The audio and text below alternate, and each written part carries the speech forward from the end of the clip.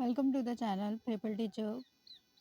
इस वीडियो में हम कवर करेंगे सीटेट एग्ज़ाम के लिए ये एनालिसिस होगा और इसमें हम कवर करेंगे 22 फैब को जो पेपर हुआ है 2015 में, उसमें मैथ्स के पार्ट को कवर किया जाएगा। तो 22 फरवरी 2015 में आपका पेपर हुआ था सीटेट का। इसमें हम मैथ्स के क्वेश्चन को कवर करेंगे। इस तरह से आपका क्वेश्चन पेपर आया था ये मैथ्स का। इसमें देखेंगे फर्स्ट क्वेश्चन 31 नंबर पे आया था। तो कौन सा कथन सही नहीं है इसके बारे में आपसे पूछा जा रहा है। 3 घंटे 14 मिनट को जो है 194 मिनट्स में लिखा जाता है। तो आप देखिए यहाँ पर 3 आवर्स को हम इंटू कर देंगे यहाँ पर 60 से, क्योंकि हमें मिनट में चेंज करना है। और फिर यहाँ पे 14 मिनट्स को उसमें प्लस कर देंगे, तो ये यहाँ पे हमारा आंसर आ जाएगा 180। ये आ गया हमारा, और 114 इसमें हमने प्लस कर दिया, तो ये 491 हमारा आंसर आ जाएगा मिनट में। तो इस तरह से आपने मिनट में कन्वर्ट कर लिया। उसके बाद 2 किलोग्राम और 30 ग्राम जो है उसको इस तरह से लिखा जाएगा। तो 1 किलोग्राम को जब हम ग्राम में चेंज करते हैं तो वो 1000 हो जाता है। 1 किलोग्राम बराबर 1000 ग्राम होता है। तो इसको जब कन्वर्ट करेंगे हम, तो यहाँ पर 2030 ग्राम जो है टोटल आ जाएगा, क्योंकि इसमें ग्राम की भी वैल्यू प्लस करेंगे। इसके बाद 3 लीटर और 80 मिलीलीटर दूध है, जिसको आपको कन्वर्ट करना है। तो 1 लीटर में 100 मिलीलीटर होता है। 100 मिलीलीटर को कन्वर्ट करने के लिए यहाँ पर 380 जो है मिलीलीटर हो जाएगा ये, जैसा कि इसमें दिखाया गया है। लेकिन 1 लीटर में जो है वैल्यू जो ये होती है वो 1 लीटर की हो जाती है यहाँ पर 1000 मिलीलीटर। 1000 मिलीलीटर यहाँ पे कन्वर्ट करना है आपको। 1000 मिलीलीटर में जब हम कन्वर्ट करते हैं इसको, तो ये 3080 जो है आपका आंसर आएगा यहाँ पर 3080 मिलीलीटर। यही पॉइंट हमारा यहाँ पर इनकरेक्ट हो जाता है, क्योंकि इसको 380 नहीं होना चाहिए, 3080 मिलीलीटर होना चाहिए यहाँ पे। उसके बाद 10 सेंटीमीटर की भुजा वाले वर्ग का क्षेत्रफल 100 होगा, क्योंकि भुजा स्क्वायर वर्ग का क्षेत्रफल ही होता है। तो ये भी बात सही है, यहाँ पर सी पॉइंट इनकरेक्ट था। नेक्स्ट क्वेश्चन यहाँ पे आ जाता है। आपको एक टर्म दिया गया है 11 0 11 1 को 11 से भाग देना है। शेषफल और भागफल का योगफल आपको बताना है। तो इसको डिवाइड करने के लिए हम यहाँ पर संख्या लिखते हैं। 1 टाइम जाएगा पहले, तो फिर 0 लिखेंगे और 11 यहाँ पे नोट करेंगे। तो यहाँ पर हम 2 0 बढ़ा देते हैं नोट करने की वजह से, क्योंकि हमने 2 संख्याएं यहाँ पे नोट की हैं। फिर 1 टाइम चला गया, और उसके बाद जो है एक हमारा ये शेषफल बच गया, और हमारा भागफल कितना आया 10010। इसको हम प्लस कर देंगे, तो यहाँ पर आंसर हो जाएगा correct option D 10011। D option correct है यहाँ पे। प्लस करने के बाद नेक्स्ट क्वेश्चन आ जाता है गुणनफल 102 और 201 में क्या घटाया जाए ताकि इतना आपको प्राप्त हो। तो इसे हम जब इंटू करते हैं तो हमें ये प्राप्त होता है, और हमें प्राप्त इससे करना है तो क्या ऐसा घटाएं, इसलिए इन दोनों नंबर्स को हम ऐसे घटा देते हैं। तो 503 जब घटाएंगे इसमें, तो हमें इतना प्राप्त हो जाएगा। तो इसको आप माइनस करके देख सकते हैं कि इसमें 503 आंसर आएगा। ये ऑप्शन यहाँ पे करेक्ट है।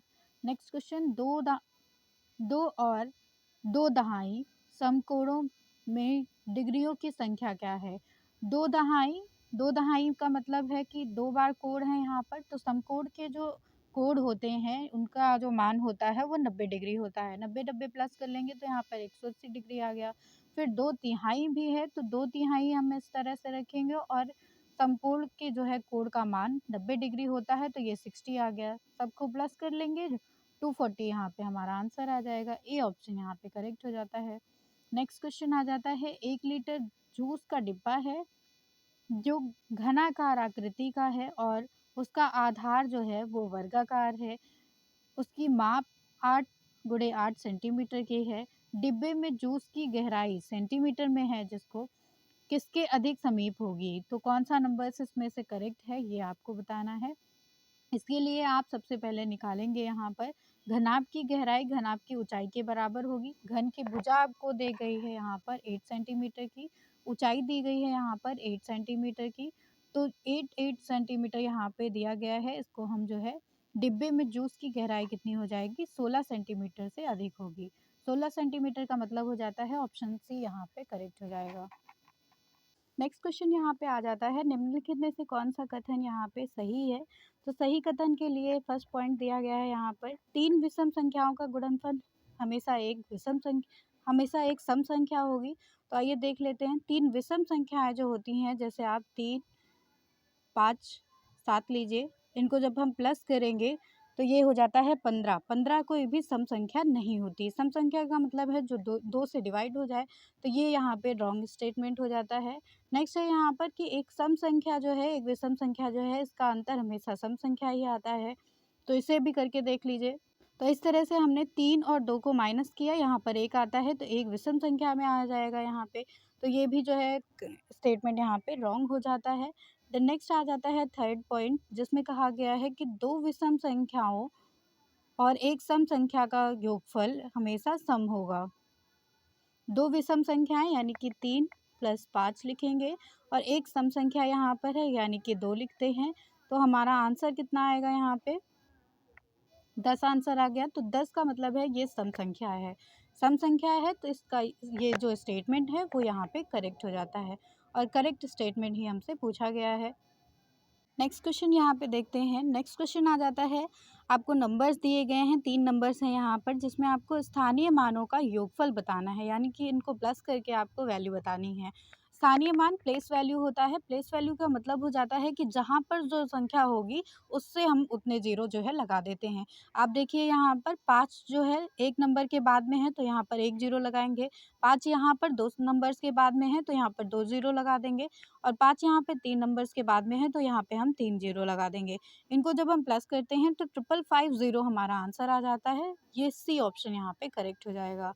नेक्स्ट क्वेश्चन है यहाँ पर, प्राथमिक स्तर पर 10 ग्राम बिंदु के खेल, प्रतिरूप इत्यादि का प्रयोग विद्यार्थियों की सहायता करते हैं।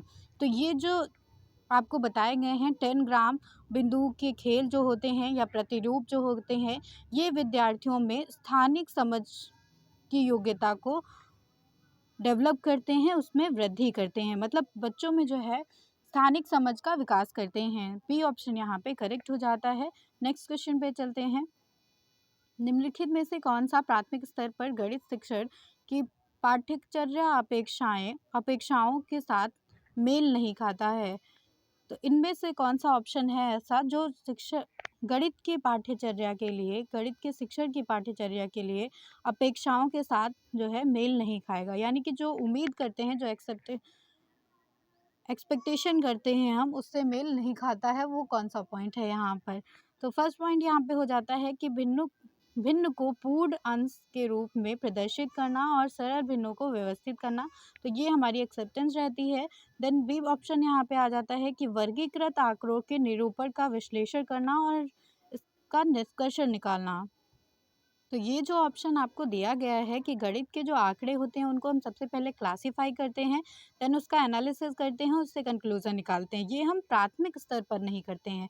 तो प्राइमरी लेवल के लिए ये ऑप्शन रॉन्ग हो जाता है, मेल नहीं खाता है यहाँ पर। बी ऑप्शन यहाँ पे करेक्ट है ऑप्शन के अकॉर्डिंग। देन सी है यहाँ पर कि दैनिक जीवन की जो तार्किक कार्यप्रणाली है, गणितीय सोच के बीच में समायोजन स्थापित करते हैं, बिल्कुल सही है। डी ऑप्शन हो जाता है यहाँ पर कि मानक परिकलन जो है इसकी प्रणाली में संख्या संबंधी संक्रियाओं के लिए भाषा तथा प्रतीक चिन्हों का विकास करते हैं। जैसे इस क्वेश्चन में हमसे नहीं पॉइंट पूछा गया था, निगेटिव वाला पॉइंट, तो निगेटिव यहाँ पर बी ऑप्शन हो जाता है। नेक्स्ट क्वेश्चन पे चलेंगे। गणित की शिक्षा का मुख्य ध्येय क्या है। गणित की शिक्षा का मुख्य ध्येय कौन सा हो जाता है। तो सबसे जो है गणित की शिक्षा का मुख्य ध्येय या उद्देश्य होता है कि बच्चों में हम गणितीय प्रतिभाओं का, मतलब कि मैथमेटिकल स्किल्स का डेवलपमेंट कर सकें। डी ऑप्शन यहाँ पे करेक्ट हो जाता है इसके लिए। नेक्स्ट क्वेश्चन यहाँ पे आ जाता है, एक शिक्षिका जो है गणित की संप्रत्तियों को समझाती है, कॉन्सेप्ट को सिखाती है बच्चों को खोज परख उपागम के द्वारा, डिस्कवरी अप्रोच जो है अपनाती है यहाँ पर टीचर, और विद्यार्थियों की व्यवहारिक क्षमताओं का उपयोग करती है, इन्हें चर्चा में शामिल करती है, वह इस युक्ति का प्रयोग किस लिए करती है। तो इस युक्ति का प्रयोग उसके द्वारा किया जाता है ताकि बच्चे ज़्यादा से ज़्यादा यहाँ पर सोच सकें, अपने लॉजिक्स को लगा सकें, उनका डेवलपमेंट हो सके। तो एक निश्चित प्रकार की सोच तथा तार्किकता यानी कि लॉजिक्स को विकसित करने के लिए वो ये यूज़ करती है। डिस्कवरी जो अप्रोच है उसकी, वो इसीलिए यूज़ की जाती है जिससे कि बच्चे का विकास हो के सके, उसकी थिंकिंग का विकास हो के सके और उसमें जो है लॉजिक्स का विकास हो सके। सी ऑप्शन करेक्ट है यहाँ पर। नेक्स्ट क्वेश्चन आ जाता है, एक शिक्षिका क्लास 5 की शैलजा से एक आकृति के परिमाप के बारे में पूछती है। वह शैलजा से उसके हल को अपने शब्दों में बताने के लिए कहती है। तो शैलजा से यहाँ पर कहा गया है टीचर के द्वारा कि वह इस हल को अपने जो है शब्दों में डिफाइन करे। शैलजा समस्या का सही हल करने में सक्षम थी, परंतु उसकी व्याख्या करने में सक्षम नहीं थी। शैलजा जो है अच्छे से क्वेश्चन सॉल्व कर रही थी, लेकिन उसको व्याख्यान यानी कि एक्सप्लेनेशन करने में वो सफल नहीं थी। तो यह शैलजा की कौन सी विशेषता को प्रदर्शित करेगा? उसमें कम आत्मविश्वास का स्तर है या कम गणितीय कौशल है, या फिर बी ऑप्शन यहाँ पे हो जाता है कि वो जो है परिमाप के संप्रत्यय को कम समझती है, या फिर यहाँ पे सी ऑप्शन है कि निम्न स्तरीय भाषा प्रवीणता है और निम्न स्तरीय गणितीय प्रवीणता है। तो यहाँ पर गणित में उसकी प्रवीणता अच्छी है, ये ऑप्शन करेक्ट इनकरेक्ट हो जाएगा। ये भी इनकरेक्ट है, ये भी इनकरेक्ट है। वहाँ यहाँ पे जो है उसकी भाषा प्रवीणता जो है वो कम है, निम्न स्तरीय है, और गणितीय प्रवीणता जो है वो उच्च स्तरीय है। तो डी ऑप्शन इसके लिए करेक्ट हो जाएगा यहाँ पर, जिसकी वजह से वो जो है क्वेश्चन को एक्सप्लेन नहीं कर पाती है। नेक्स्ट क्वेश्चन यहाँ पे आ जाता है, गणित की पाठ्यपुस्तक में विभिन्न प्रकरणों में खंड अभ्यास समस्या को समावेशित करने का उद्देश्य है। खंड शामिल किया जाता है गणित की पाठ्यपुस्तक में अभ्यास समय को क्यों शामिल करते हैं?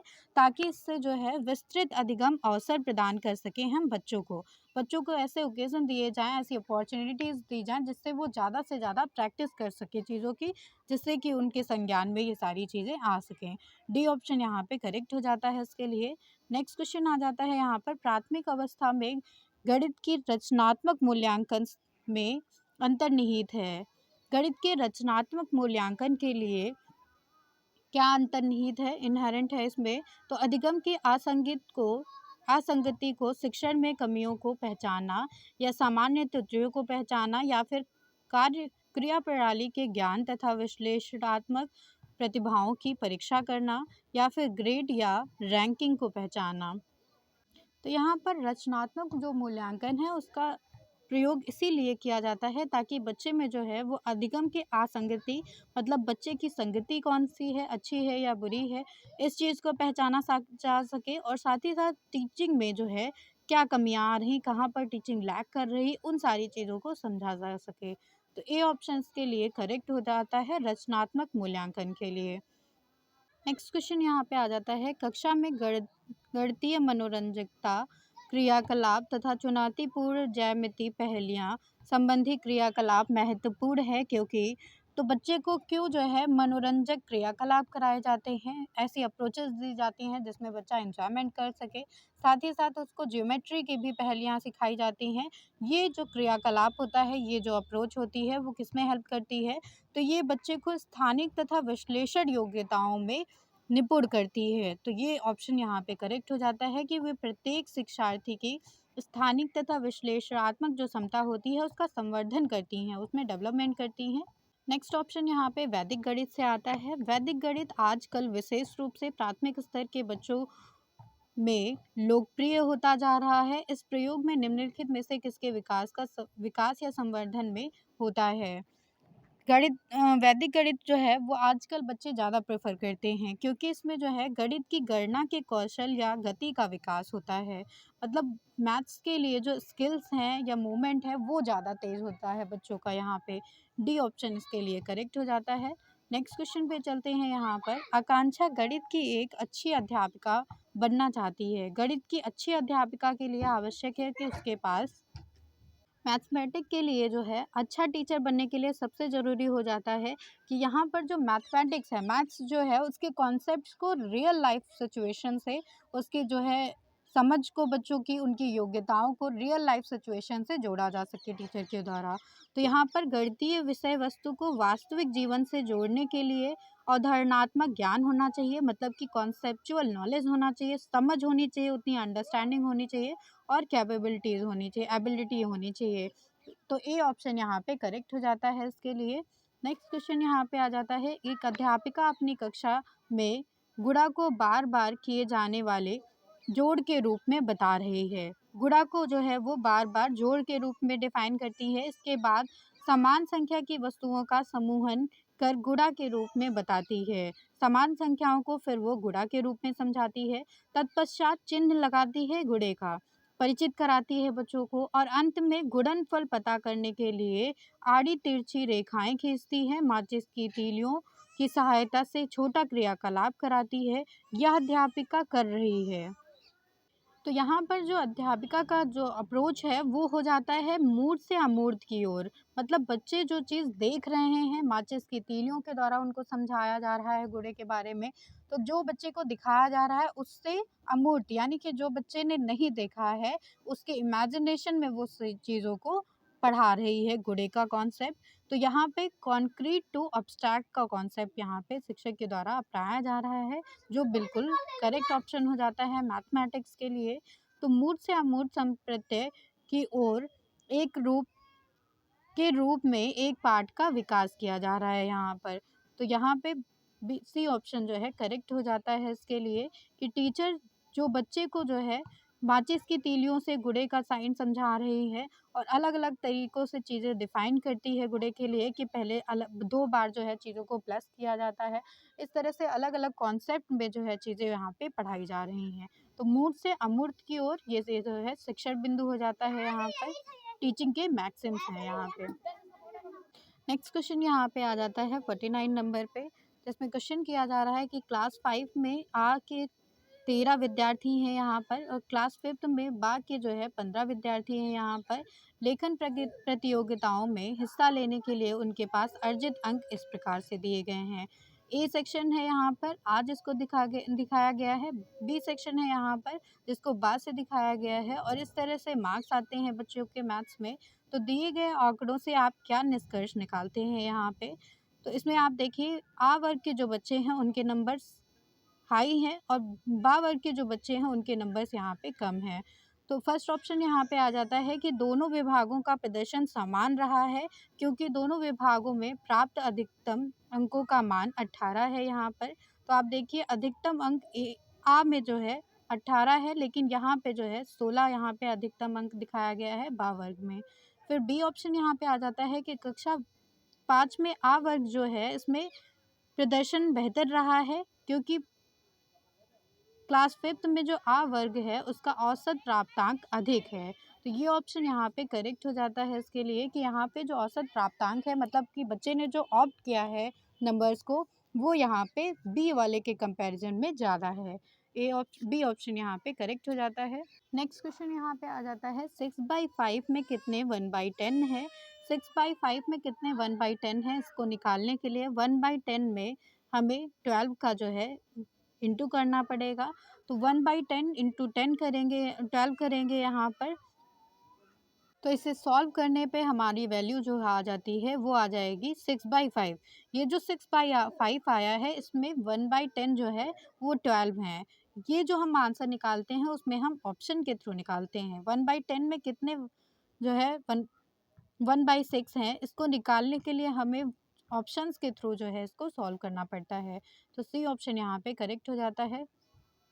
तो यहाँ पर 6/5 में कितने 1/10 है पूछा गया था, उससे हमने निकाल लिया 1/10 में जो है 12 का जब हमने ऑप्शन रखा, उसमें 6/5 हमारा आंसर आ गया। इसका मतलब है कि 12 जो है 1/10 है 6/5 में। सी ऑप्शन करेक्ट है यहाँ पे। नेक्स्ट क्वेश्चन है, एक रेलगाड़ी एक स्टेशन से 6:14 पर सुबह के टाइम है चलकर अपने गंतव्य स्थान पर 13 घंटे 48 मिनट के पश्चात पहुंचती है। गंतव्य स्थान पर पहुंचने का समय क्या होगा इसका? तो यहाँ पर आपको दिया गया है कि 13 घंटे 48 मिनट के बाद पहुंचती है। तो इसमें हम प्लस कर देंगे 6:14 में से। तो यहाँ पे आंसर आ जाएगा 8:02 पर। तो ये पीएम का टाइम हो जाएगा क्योंकि वो एएम का टाइम था यहाँ पर। तो ए ऑप्शन इसके लिए करेक्ट हो जाता है 8:02। नेक्स्ट क्वेश्चन आ जाता है यहाँ पर, जिसमें 21 और 49 के बीच में 7 के गुणजों का गुणनफल बताना है और 25 और 30 के बीच में सबसे बड़ा सरगुणज यानी कि HCF कौन सा है, बराबर है। तो इसका हमें आंसर निकालना है, कौन से नंबर्स के बराबर होंगे ये। तो यहाँ पे 21 और 49 के बीच में 7 गुणजफलों का योगफल सबसे पहले देख लीजिए। 21 और 49 के बीच में 7 जो गुणजफल होंगे उनका मान यहाँ पे निकाला 105 आ जाएगा। 25 और 30 के बीच में एचसीएफ जब निकालते हैं तो वो 5 ही आएगा। यहाँ पर सबसे बड़ा नंबर ये जो होता है एलसीएम में उसे हम एचसीएफ कहते हैं। तो यहाँ पे इसको डिवाइड कर देंगे, 21 हमारा आंसर आ जाएगा। 21 इसका मतलब डी ऑप्शन यहाँ पे करेक्ट है। नेक्स्ट क्वेश्चन यहाँ पे आ जाता है 96 के धनात्मक गुणनखंडों का योगफल बताना है। धनात्मक गुणनखंड यहाँ पे कितने होंगे उसके लिए 96 के गुणनफल जो है निकालेंगे यहाँ पर। तो यहाँ पे 2 की पावर 5 हो जाएगा ये, क्योंकि ये 5 टाइम्स है, और 3 की पावर 1 हो जाएगा। इसको हम a की पावर p और b की पावर q के फॉर्म में लिखेंगे। उसके बाद ये फॉर्मूला आ जाता है, इसमें नंबर्स को पुट कर देंगे। इससे जो है हमने सॉल्व कर लिया तो इसका आंसर आ जाएगा यहाँ पर 252। 252 का मतलब हो जाता है कि यहाँ पर बी ऑप्शन इसके लिए करेक्ट है। नेक्स्ट क्वेश्चन आ जाता है एनसीएफ से। एनसीएफ 2005 के अनुसार विद्यालयों में गणित शिक्षण का संकीर्ण उद्देश्य है। विद्यालय में एनसीएफ के अकॉर्डिंग गणित पढ़ाने का उद्देश्य क्या माना गया है, तो संख्यात्मक कौशलों का विकास करना। कोई भी प्राइमरी स्कूल है तो उसमें मैथ्स इसीलिए पढ़ाई जाती है ताकि बच्चे में जो संख्यात्मक नंबर स्किल है उसको डेवलपमेंट किया जा सके। उसका बी ऑप्शन यहाँ पे करेक्ट हो जाता है इसके लिए। नेक्स्ट क्वेश्चन आ जाता है, रवि के पास 3 दर्जन चॉकलेट हैं यहाँ पर। उसके पास 1/3 भाग अपने पड़ोसी को उसने दे दिया है, 1/6 भाग उसने रेहाना को दिया है, 1/4 भाग उसने बहन को दे दिया है। तो अब उसके पास कितनी चॉकलेट हैं। इस तरह के क्वेश्चन जो है काफ़ी पूछे जाते हैं एग्जाम में। तो यहाँ पे 36 चॉकलेट्स थी। 3 दर्जन का मतलब हो जाता है 36 यहाँ पर, क्योंकि 12 होता है एक का मान। तो 12 इंटू 3 करेंगे यहाँ पर तो 36 चॉकलेट्स आ जाएंगी। इसमें से उसने 1/3 भाग जो है अपने पड़ोसी को दिया है। फिर प्लस करेंगे हम 36 इंटू 1/6 भाग जो है रिहाना को दिया है, और 1/4 भाग इसमें जो है उसने बहन को दे दिया है। इसे हम सॉल्व कर लेंगे और हमारा आंसर आ जाएगा कि उसके पास 9 चॉकलेट्स जो है बची हैं अभी। तो 9 चॉकलेट्स जो है ऑप्शन ए करेक्ट हो जाता है यहाँ पे। नेक्स्ट क्वेश्चन आ जाता है यहाँ पर, एक वर्ग का परिमाप दिया गया है 44 सेंटीमीटर, और एक आयत का परिमाप यहाँ पे वर्ग के परिमाप के बराबर है। आयत और वर्ग के भी क्वेश्चन काफ़ी पूछे जाते हैं। आयत की लंबाई वर्ग की भुजा की 5 सेंटीमीटर ज़्यादा है, और वर्ग और आयत का क्षेत्रफल का आपको योगफल निकालना है, यानी कि वर्ग और आयत के क्षेत्रफल का योगफल आपको बताना है यहाँ पे प्लस करके। तो यहाँ पे वर्ग का परिमाप दिया गया है 44 सेंटीमीटर। परिमाप आप जानते हैं कि 4 गुणे भुजा परिमाप के बराबर होता है। तो भुजा यहाँ पे 11 आ जाएगी। इसको कैंसिल करने के बाद भुजा अगर 11 आ गई है यहाँ पर, तो आयत का परिमाप निकालेंगे सबसे पहले, जो कि फॉर्मूला होता है 2 ब्रैकेट में लंबाई प्लस चौड़ाई। तो यहाँ पर ये 44, यानी कि वर्ग का परिमाप और आयत का परिमाप बराबर था, जिसमें हम लंबाई गुणे चौड़ाई रखेंगे तो इसकी भुजा जो है उसकी लंबाई के बराबर थी, जिसमें 16 सेंटीमीटर हमारा आंसर आ जाता है परिमाप का। तो आयत का परिमाप यहाँ पे लंबाई गुणे चौड़ाई जो 16 सेंटीमीटर आई है उसको हम रखेंगे यहाँ पर। ये हमारी लंबाई आती है 16 सेंटीमीटर, क्योंकि वर्ग की जो भुजा है उससे 5 सेंटीमीटर ज़्यादा है आयत की लंबाई। तो यहाँ पर 16 आ जाएगा लंबाई। इसको सॉल्व करेंगे यहाँ पे तो चौड़ाई आ जाती है 6 सेंटीमीटर। जब चौड़ाई 6 सेंटीमीटर आ गई तो वर्ग का क्षेत्रफल यहाँ पे 11 उसकी भुजा थी, भुजा स्क्वायर हो जाएगा तो 121 वर्ग का क्षेत्रफल हो जाएगा। आयत का क्षेत्रफल निकालने के लिए लंबाई गुणे चौड़ाई करेंगे, लंबाई हमारी 16 सेंटीमीटर है, 6 सेंटीमीटर चौड़ाई हो जाती है, तो 96 सेंटीमीटर आयत का क्षेत्रफल हो जाता है। दोनों क्षेत्रफल को जोड़ लेते हैं यहाँ पर, तो 121 प्लस 96 यहाँ पे प्लस करते हैं तो 217 सेंटीमीटर स्क्वायर हमारा आंसर आ जाएगा यहाँ पे। ये ऑप्शन जो है ए हो जाता है यहाँ पे। नेक्स्ट क्वेश्चन यहाँ पे पूछा जा रहा है कि एक बच्चा जिस अवस्था में सभी संबंधी संक्रियाओं को करने में सक्षम है तथा भिन्नों के संप्रत्यय की व्याख्या करने में सक्षम है, वह अवस्था है। तो ये कौन सी अवस्था है जिसमें बच्चा सभी संक्रियाओं को करने में भी सक्षम है और सभी भिन्नों के संप्रत्यय को करने के लिए, भिन्न के कॉन्सेप्ट को सॉल्व करने के लिए भी कैपेबल हो जाता है। तो ये जो अवस्था होती है बच्चे की, वो संक्रियात्मक अवस्था होती है, ऑपरेशनल स्टेज हो जाती है ये। बी ऑप्शन यहाँ पे करेक्ट है। नेक्स्ट क्वेश्चन 58 नंबर पे आता है, जिसमें आपको नंबर्स दिए गए हैं। इस तरह से आप देखिए, इसमें -1 + 2, -3 + 4, -5 + 6, -7 + 8, इस तरह से डैश डैश करके 1000 तक के नंबर्स दिए गए हैं आपको। तो इस तरह जब भी आपको आंसर दिया जाएगा तो इसमें पेयर बनते हैं दो दो के। आप देखिए, -1 + 2 का पेयर बना तो यहाँ पे 1 आया, फिर -3 + 4 का पेयर बना तो यहाँ पे भी 1 आया।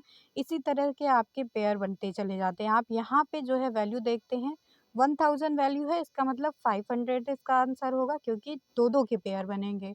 अगर यहाँ पे 100 वैल्यू होती तो इसका मतलब है 50 आपका आंसर होता, क्योंकि इसमें दो दो के पेयर बनेंगे।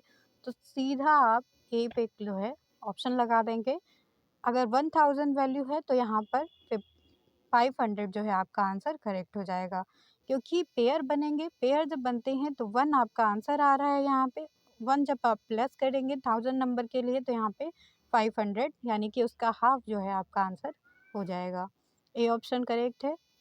नेक्स्ट क्वेश्चन, आकृतियों की इकाई से अध्यापक विद्यार्थियों से आकृतियों के उपयोग की सहायता से किसी भी चित्र की रचना करने के लिए कहता है। आकृतियों के उपयोग की सहायता से किसी भी चित्र की रचना करने के लिए बच्चों से कहा जा रहा है। इस क्रियाकलाप में निम्नलिखित में से कौन सा उद्देश्य प्राप्त किया जा सकता है। इस क्रियाकलाप से जो है बच्चों में रचना या सृजनात्मकता को जो है रिसीव किया जा सकता है, बढ़ाया जा सकता है। तो यहाँ पर बच्चे क्रिएटिव रहेंगे, कंस्ट्रक्ट कर सकेंगे चीज़ों को। डी ऑप्शन इसके लिए करेक्ट हो जाता है। नेक्स्ट एंड लास्ट क्वेश्चन यहाँ पे आ जाता है कि क्लास 4th के छात्र हैं यहाँ पर। अर्जुन जो है वो संख्या प्रणाली से संबंधित सभी प्रश्नों का उत्तर मौखिक रूप से दे रहा है। नंबर सिस्टम यहाँ पे बच्चों को समझाया जा रहा है, जिसमें मौखिक आंसर जो है बच्चे दे रहे हैं, परंतु संख्या प्रणाली पर आधारित समस्याओं के हल लिखने के लिए गलतियाँ यहाँ पर कर रहा है वो। तो लिखने में उसकी त्रुटियों को सुधारने के लिए सबसे अच्छी उपचारात्मक तकनीक क्या होगी? लिखने में जो त्रुटि कर रहा है बच्चे, उसके लिए कौन-सी रेमेडी सबसे उपयोगी होगी यहाँ पर?